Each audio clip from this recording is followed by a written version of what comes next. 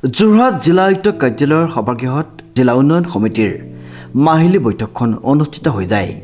জিলা আয়ুক্ত জয় শিৱানীৰ সভাপতিত্বত অনুষ্ঠিত হোৱা সভাখনিত জিলা উন্নয়ন আয়ুক্ত ৰাজীৱ ৰয়, অতিৰিক্ত জিলা আয়ুক্ত অভিজিৎ গগৈ, সহকাৰী আয়ুক্ত আৰু জিলাখনৰ বিভিন্ন বিভাগৰ মুৰব্বী বিষয়াসকল উপস্থিত আছিল।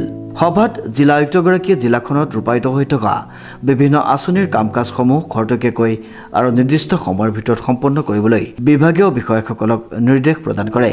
আনহাতে জিলা আয়ুক্তগৰাকীয়ে পঞ্চায়ত নিৰ্বাচনৰ পিছত অনুষ্ঠিত হ'বলগীয়া সাপ্তাহিক পৰ্যালোচনা বৈঠকৰ আৰম্ভণিৰ বিষয়ে আলোচনা কৰাৰ লগতে জুন মাহত অনুষ্ঠিত ৰাজ্যিক আৰু ৰাষ্ট্ৰীয় পৰ্যায়ত অনুষ্ঠিত হ'বলগীয়া আন্তঃৰাষ্ট্ৰীয় যোগ দিৱসৰ প্ৰস্তুতি আৰু সমন্বয়ৰ মাজেৰে জিলাখনত উদযাপন সন্দৰ্ভতো সভাত পৰ্যালোচনা কৰে।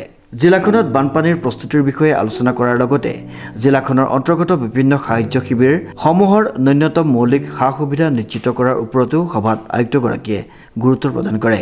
তদুপৰি জিলাখনৰ বিভিন্ন বিভাগসমূহৰ মাজত সমন্বয় স্থাপনৰ জৰিয়তে নিৰ্দিষ্ট সময় অনুসৰি আঁচনিসমূহৰ সফল ৰূপায়ণৰ ওপৰত সভাত গুৰুত্ব আৰোপ কৰাৰ লগত জিলাখনৰ বিভিন্ন বিভাগসমূহৰ কাম কাজসমূহ পুংখানুপুংখভাৱে পৰ্যালোচনা কৰে।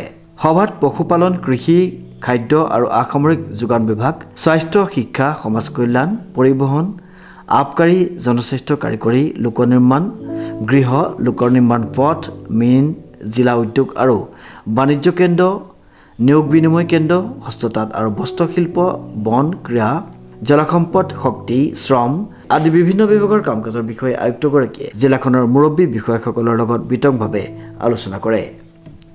উৎপল দাসৰ ৰিপৰ্ট, নিউজ নাও।